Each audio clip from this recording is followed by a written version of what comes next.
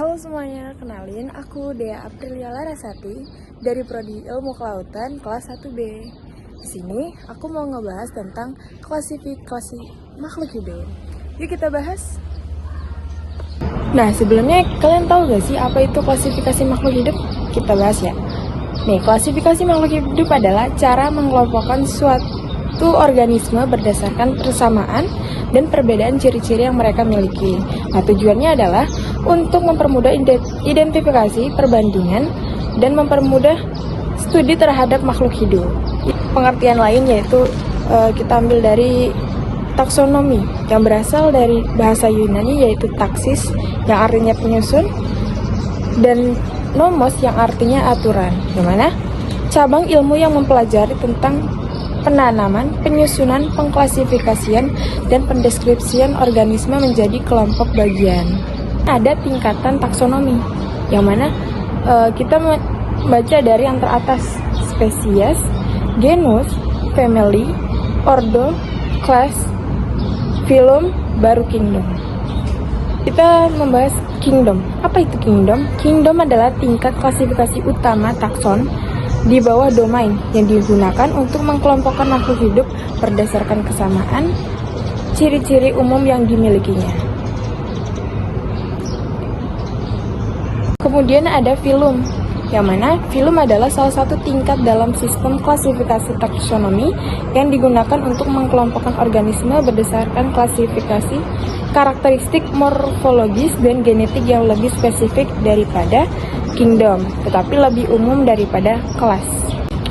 Kemudian ada kelas, yang mana kelas adalah tingkat taksonomi yang lebih rendah daripada phylum, tetapi lebih tinggi daripada ordo.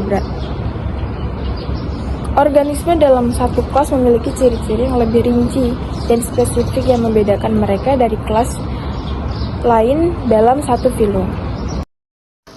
Ordo adalah tingkatan taksonomi yang menghimpun beberapa famili. Ordo Carnivora, Ordo Primates, Ordo Cetacea, Ordo Lepidoptera, Ordo Hymenoptera, Ordo Cephalopoda.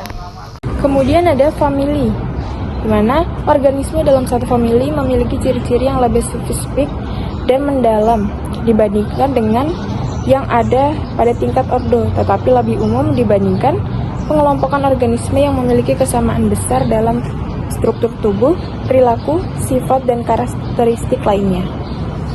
Kemudian ada genus.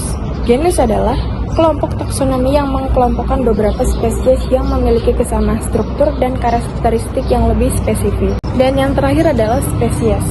Spesies adalah tingkat taksonomi yang paling rendah dan paling spesifik. Organisme yang termasuk dalam satu spesies memiliki kemampuan untuk saling berkembang biak dan menghasilkan keturunan yang subur. Untuk penamaan ilmiah itu tidak sembarang bisa menamai. Ada aturannya. Aturan nomenklatur, yang mana sistem penamaan ilmiah menggunakan binomial nomenklatur. Aturannya yaitu nama terdiri dari dua kata. Kata pertama yaitu genus, harus huruf kapital. Kata kedua yaitu spesies, harus huruf kecil.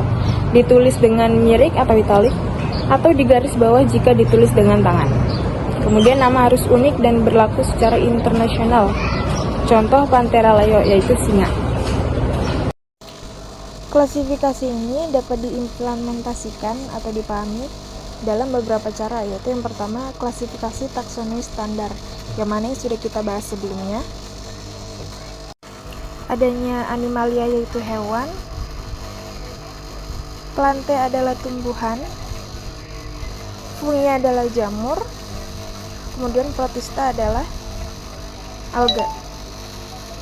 Yang kedua, klasifikasi berdasarkan habitat atau zona laut, yang mana klasifikasi ini mengkelompokkan organisme berdasarkan di mana mereka hidup di dalam kolam air atau dasar laut. Yang pertama, zona pelagik, yaitu wilayah perairan terbuka. Kemudian ada zona bentik, wilayah dasar laut. Dan yang ketiga adalah zona intertidal, yaitu pasang surut, area yang terendam saat pasang dan terpapar udara saat surut. Klasifikasi berdasarkan cara bergerak atau peran ekologis. Yang pertama ada plankton, organisme yang hanyut dan bergerak tergantung pada arus laut. Kemudian ada fitoplankton, yaitu produser premier, zooplankton, konsumen, nekton, peran aktif yang dapat bergerak melawan arus, bentos, organisme yang hidup di dalam dasar laut.